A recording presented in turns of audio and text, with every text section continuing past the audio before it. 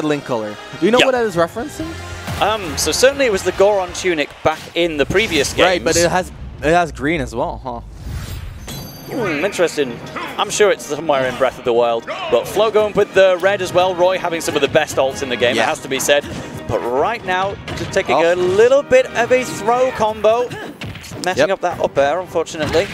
Otakuni getting the whiff punishes, baiting Flo to move forward, but Flo having none of it. He's still getting hit though, because look at those disjoints. That is a sword versus sword, but the projectiles have more range than Roy ever will. The arrow whiff punishing, the boomerang whiff punishing, but once Roy finds his way in, he is going to utilize his superior speed to just pressure Link time and time again. Look at that. Ledge trap coming out, not quite going to connect though. Taking that remote bomb out of midair though. Oh, the up B would have done so much damage, but it traded with the neutral and just getting intercepted. So instead we go back to close quarters. Unusual for Link, you could almost say, but the remote bomb was well out of the picture, so he couldn't use it. Nice tech and nice punish on the tech as well. What we saw right there was a forward air at 90% and Flo almost died. Incredible stuff, but the spin attack was just absolutely perfect right there. And the bomb is back in Link's hands, but instead Flo is using it as a chance to say, okay, he wants to throw the bomb, I'm just going to go in and wail on him with my sword, and takes that stock. Great pressure by Flo right there. Chasing down Link time and time again, and I do feel like Link's damage output might be a little bit higher than Roy's, but Roy's pressure is just impeccable. The counters are near unavoidable. No Zair in Link's kit anymore, but Flo overreached and had to take the trade. Still not a bad look, but not a good one either. That's just the one unfortunate thing about the counter in this scenario. It was certainly working at keeping Link away, but also it was only countering one individual hit of spin attack, so the knockback was much lower than it otherwise could have been, and ultimately and to elaborate on what happened there, he went for the counter, but because Otakuni delayed his up B, the counter ended up being lower, and because the counter was that low, he could not make it back. Here's the break by Otakuni, evening out the percentages. He's just trying to pressure with the boomerang, but Flo with the up B out of shield, knowing how to keep his defensive strong. And both of Link's signature projectiles coming out into play, giving a wall for Flo to pass by, but he's successfully done so. The remote bomb is somewhat out of the picture again.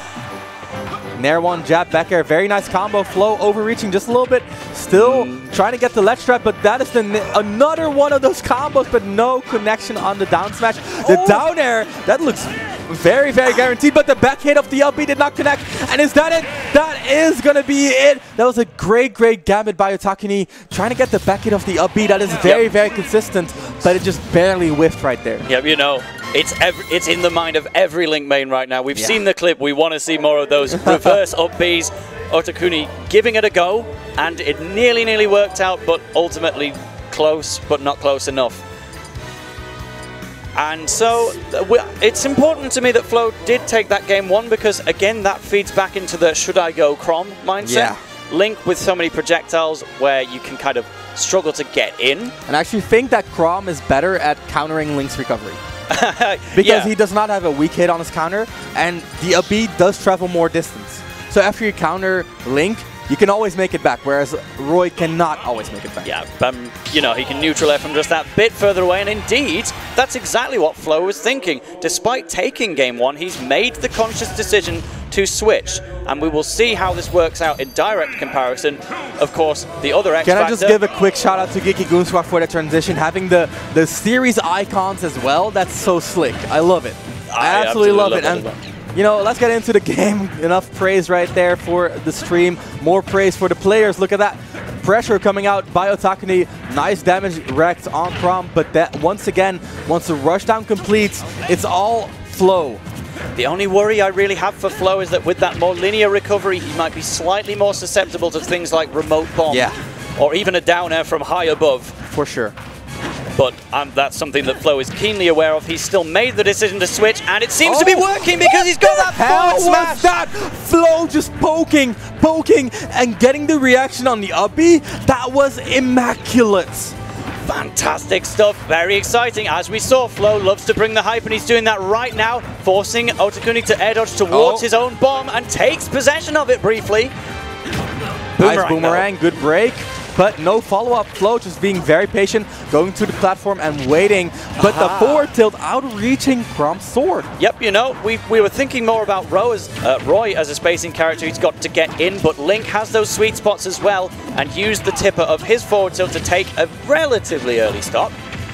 Just over 100% and kicking into the boomerang as well. Nice damage coming out from Otakuni, taking the lead after being down the first stock. The pressure is on, stuck between the bomb and Link. And look at that, the platform pressure, the forward air breaking through as well. Forward air again, no shield left, and Flow feels forced to jump into the forward tilt. Flow cannot hold on here. How will he recover? Barely dodging the bomb there. Yeah, that's the situation I alluded to. But, oh, that was the best get-up attack of, of the set, to say the least, of the entire tournament maybe. But mashing out of the grab. That, again, Otakuni doing all the options he needs to absolutely save his bacon. That was amazing. Look at the anti-air. He used the forward air to beat Link's hurt boxes. Very well done, utilizing his disjoint, because while Link does have a sword, he does not have a lot of moves that are fast and utilize the sword in the air. He likes to rely on that neutral air. Yep, and we're seeing down smashes coming out. It's not just from Leon earlier with the Lucina. We're seeing Flow with Roy and Chrom using down smash. Oh, look at the percentages. They're so even neck and neck. 170, but the bounce with the slant on Lila. Did you see that trick? And so that is exactly why Otakuni took Flow to this stage. He's losing that stock very quickly, of course, but now we see exactly why we're on Lilac Cruise. The X factor of the game, and using it perfectly.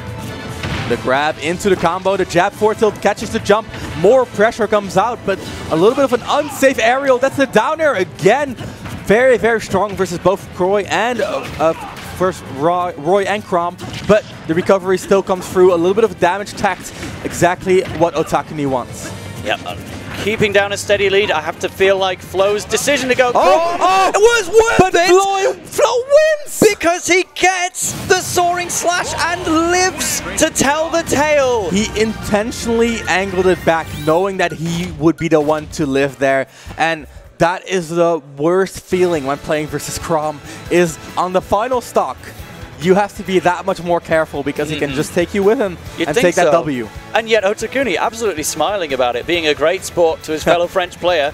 He recognizes, I think it was more of a, I fell for it. I think it was more of a, oh man, smile than a, okay, well. But, you know, he's still in this set. If he can take 3 games in a row, Chrom is out here again. And, you know, if I have to be honest, I do feel like the Roy was working out that little bit better because although Otakuni was only able to take 1 stock based on Chrom's recovery, we almost saw another one. With that down air, if it didn't sour spot, it would have spiked and killed instead. So very true. That's no doubt what Otakuni will be looking for as we move into game 3. More exploitation of that soaring slash and more of his standard Link stuff. No combo on the Nair, but this Nair will into 2 more forward airs. Recovery's on, but the multi-hit, Flow barely makes it back at 0%. That was very, very scary, but now he's in control. And look at that, such pressure coming out from a Flow. You know what's especially interesting about that situation where he was forced to recover at 0? It was so much about height that I don't think Roy would have made it. So immediately, Chrom looking like the better choice for this particular game. Weak hit Nair into the grab, into the forward tilt. Nice spacing. Here's the bomb. He's kind of waiting for an up B to happen, but Flow not giving it to him whatsoever. All right, but getting hit out of the air by 2 boomerangs into a forward air. That combo was sick. Fantastic start from Otakuni. He is very still much in this. Very competitive stuff. Flow intercepting. He goes deep off stage. Nice punish on the normal getup as well. Flow still got the pressure up, still got the back air, still pushing Link off stage. 124, even though Otakuni has the lead. He's not out of the woods. Look at that, the pressure's on. The down tilt is going to get punished by going over. Link has great out-of-shield aerials. Yeah, and such a subtle use of arrow as well. Flow thinking that he was going to explode the bomb. All right, that was nothing subtle about that forward smash. Yeah. Very good reaction right there with Flow, recognizing the situation, knowing what his optimal punish was, all in a split second. The grab coming out right here, a little bit of a combo, a little bit of a juggle, but nice jump out by Otakuni. All right, but just keeping things going. This is a very horizontal play right now. But forward air, yep, going for the second hit as well, so that it could be nice that little bit right safer. there. Jab into forward smash, not getting the late hit. Unfortunately, the up B is not going to get caught right there. and Otakuni is back in control. 123 on Flow, recovers his way back to center stage. Very, very quickly establishes the control, gets the grab as well. Throws him back to stage, actually, instead of off stage. Very rare selection of options right there. Goes for the tech chase, no connection. Yeah, another punish on another down smash we see. Get up attack has been used so well by Otakuni throughout this entire set. I love it. But falling up air, yep. That's the Flow special.